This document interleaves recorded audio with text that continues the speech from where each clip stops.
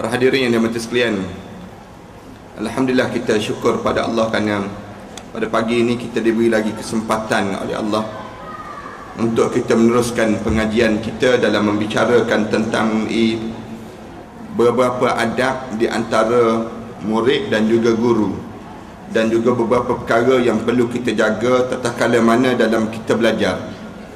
Kerana bila kita belajar ini, kita perlu kepada keberkatan, kita perlu kepada kerahmatan Allah. Kita tahu bahawa kita belajar ini supaya ilmu yang kita dapat ini ilmu yang diberkati.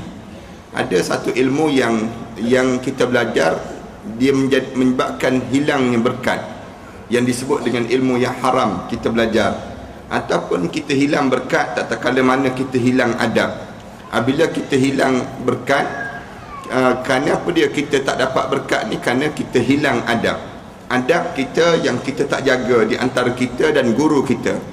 Dalam kita belajar, maka kita kena ajar diri kita dan didik diri kita. Kita menerima ilmu daripada seseorang.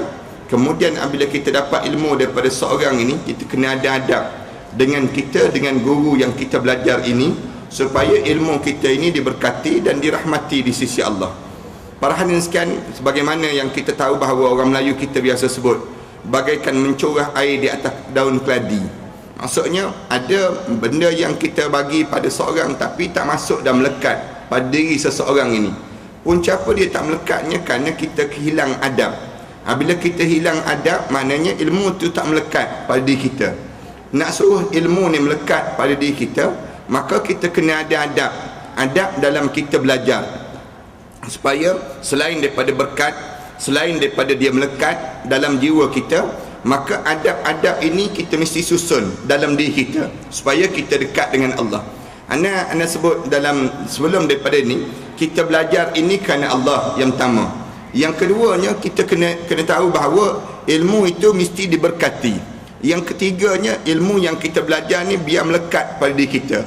Yang keempatnya, ilmu yang kita belajar ini dia boleh memberi pertolongan pada kita saat mana kita memerlukan, saat mana kita genting dalam hidup kita. Bila kita genting dalam hidup kita ni, waktu mana dekat nak mati, genting. Masa yang saat yang genting pada diri kita. Bila lagi genting pada diri kitanya, saat mana kita berada di alam barzakh, kita memerlukan kekuatan. Kekuatan apa dia yang kita perlu? Kekuatan ilmu. Kekuatan apa lagi yang kita perlu? Kekuatan amal dalam ilmu yang kita belajar. Maksudnya ilmu yang baik ini, ilmu yang boleh memberi pertolongan pada kita di saat mana kita berada dalam keadaan genting pada diri kita tersebut. Yang kelimanya, kenapa kita belajar, kenapa kita nak sangat ilmu yang diberkati tadi? Nak suruh yang namakan dengan ilmu kita ni, semakin lama kita belajar, semakin dekat kita dengan Allah. Semakin dekat kita dengan Allah Subhanahu wa taala. Bukan kita belajar semakin jauh tidak. Tetapi dengan kita belajar ini, dia mendekatkan lagi hubungan kita dengan Allah Subhanahu wa taala ini sendiri. Hari ini kita sambung lagi dalam tugas yang ketiga dalam kita belajar ini. Tatkala mana kita belajar, ni adab yang ketiga. Jangan sekali-kali pun pelajar itu belagak, congkak, bongkak dan juga sombong di hadapan sesiapa pun. Ini di antara adab. Dalam kita belajar, jangan ada di kalangan kita rasa sombong dengan ilmu yang ada. Sombong dengan ilmu yang ada ni yang menyebabkan kerosakan dan kehancuran terhadap ilmu yang kita dapat. Suatu ulama-ulama, waktu mana dia menulis, para hadirin sekalian perhati, hujung daripada tulisan yang mereka tulis wallahu a'lamu bis-shawab. Allah lah yang tahu kebenarannya. Bahkan di kalangan mereka sekalipun, kalau mereka belajar sekalipun, mereka menunjukkan tawaduk. Dengan belajar ni, jangan kita rasa sombong dengan ilmu yang Allah bagi pada diri kita, khususnya di pandangan gurunya, terutama di hadapan guru dia. Di hadapan guru ni kita diajar supaya kita jaga. Jangan pula seakan-akan memberikan perintah sesuatu pada guru. Jangan. Kita belajar ni, jangan seolah-olah kita ada satu arahan pada guru, nak buat macam ni, buat macam ni. Jangan mengajar benda yang ni, kemudian yang ni jangan mengajar, yang ni saja yang boleh diajar. Jangan kita mengajar guru kita. Jangan. Benda yang kita belajar tu, kita terima saja apa yang disebut, apa yang diajar pada diri kita. Dengan ilmu yang kita dapat ini, dia akan membawa diri kita ni semakin dekat dengan Allah. tetapi hendaklah menundukkan diri dan menyerahkan seluruh urusan padanya, sekalipun mengenai urusan yang mungkin terperinci. Bahkan dalam kita belajar ni, jangan mengajar guru kita, jangan ajar guru kita ni macam mana nak mengajar cara yang betul. Kadang-kadang kan ada orang yang dia datang, dia ajar guru dia, macam ni. Dia pula yang jadi macam nak jadi guru pada guru tersebut. Yang ni pun satu penyakit juga. Kadang-kadang benda-benda demikian kena ni dipanggil hilang adab di antara murid dengan guru. Dia panggil demikian. Ana pernah satu masjid dia hantar surat pada ana. Satu masjid hantar surat. Dia lepas pada ana mengajar kitab tasawuf. Lepas pada mengajar tu, setiausaha masjid itu bagi surat. Ustaz, ada beberapa perkara yang kita orang nak suruh Ustaz faham sikit dia. Ana pun kata terima kasih dah. Ana pun ambil surat tersebut. Ambil surat tu balik buka, dia ajar macam mana teknik mengajar. Sebelum Ustaz datang mengajar, dia kata Ustaz kena buat perincian dahulu. Sebelum datang mengajar. Kemudian Ustaz kena ada alat bantu mengajar, dia sebut. Kalau boleh kena ada, dia sebutlah beberapa 5 perkara ke 6 perkara tu. Ana tengok surat tersebut, ana geleng kepala. Hilang adab dia panggil. Ada masjid dia kata, lepas pada tu dia kata kalau ustaz tak perform, ustaz akan dibuang bila-bila masa. Sedap pula tu. Bila ustaz ni tak cukup sempurna dengan syarat-syarat yang kita perlu, maka kita akan ambil tindakan, di antaranya kita akan memberhentikan pengajian ustaz.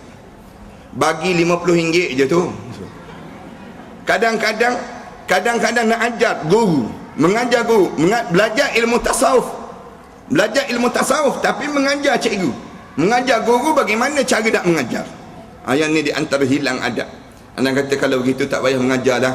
Orang yang sukar nak diajar, orang yang suka nak diajar, kemudian dia mengajar kita pula. Dia suruh siap dengan slide. Kalau boleh ustaz sediakan alat slide. Nak mengajar kuliah maghrib, di antara maghrib dengan isyak. Boleh setiausaha masjid tersebut tulis surat pada guru-guru ni macam mana teknik mengajar. Suara mesti lantang disebut. Dalam ana lupa lah, ada surat tu ana simpan lagi surat tersebut. Simpan nak suruh jadi kenangan. Ni di antara anak-anak murid yang kurang ajar. Sekalipun mengenai urusan yang mungkin terperinci, ia dengan terus-menerus mendengarkan dengan tekun apa yang dinasihati oleh guru mereka. Dia terus-menerus mendengar yang dinasihati oleh guru, sebagaimana seorang pesakit yang bodoh mendengarnya. Sebagaimana seorang pesakit, katanya tuan kita ni sakit, kalaulah doktor bagi tahu apa saja, dia dengar, dia berhenti terus, dia ikut terus. Kita perhatikan orang hisap rokok, waktu mana doktor kata berhentilah hisap rokok kerana jantung dah rosak dah, berhenti terus dia. Kenapa dia berhenti? Kerana nak sebutnya dia dengar nasihat doktor tersebut. Dia tahu dah, doktor bagi tahu dah, doktor sebut begini yang menyebabkan kerosakan pada badan.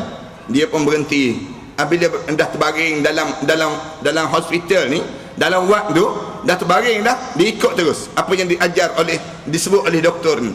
Padahal sebelum daripada ni lama dah orang membebel pada dia, berhentilah hisap rokok, tak berhenti.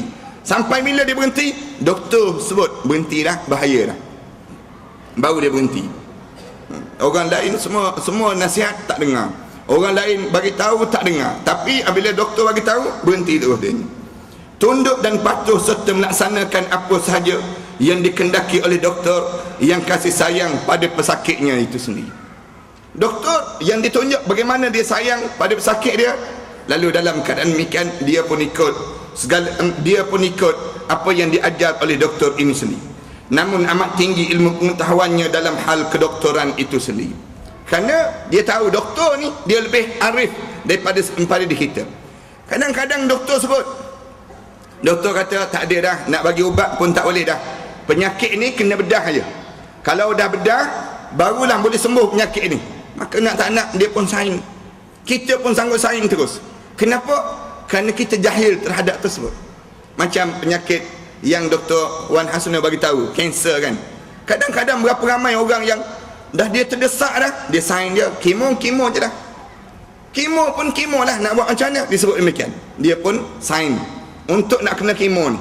Lalu lepas pada kemo tersebut, datang lagi penyakit yang lain, datang lagi penyakit yang lain. Akhirnya duit habis, tuan pun mati. Tuan pun mati. Kenapa? Kerana dengan cara yang, kerana kita tak tahu.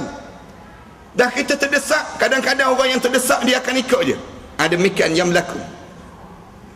Macam ada seorang hamba Allah kan, anda pernah cerita, apabila dia terdesak, mak dia sakit. Dia ni lawyer, orang yang profesional. Mak dia dah membesar perut mak dia ni membesar. Lalu dia panggil Tok Bomoh. Tok Bomoh kata, kalau nak sembuh penyakit ni, kena cari kepala babi tunggal. Dia sanggup cari kepala babi tunggal. Ana diberitahu, lepas pada Ana berjumpa dengan dia, dia kata dia beli kepala babi tunggal tu kat Rauk Pahang. Dia kata dia cari ni, dapat satu kepala tu berapa? RM10,000. Ana kata beli ke? Beli. Bayar pada Tok Bomoh ni, bayar pada tersebut. Kemudian lepas pada tu datang tanamkan kepala babi tunggal tu depan tangga rumah. Dia buat benda-benda yang demikian. Orang yang jahil, apabila jahil, dia sanggup buat apa saja demi kebaikan untuk diri dia. Kita dengan guru ni kena lebih daripada orang tu yang jahil tu. Dalam kita belajar, apa saja guru sebut, buatlah. Kadang-kadang benda tersebut kita rasa tak logik, tapi kadang-kadang kita fikir tak logik pada diri kita.